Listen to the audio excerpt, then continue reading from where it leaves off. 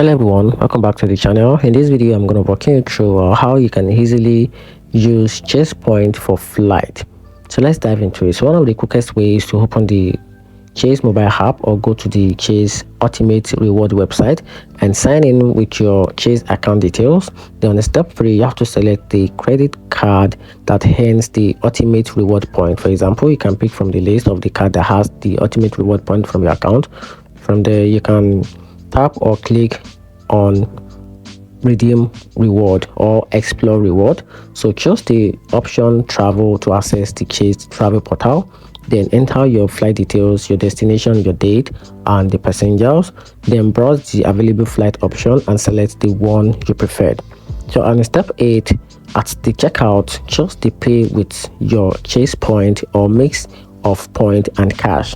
Then confirm your booking and you will receive your flight details by email, and that's it. You successfully use your Chase Point to book a flight. Hope you find the video helpful. If you did, turn on the button and subscribe for more videos.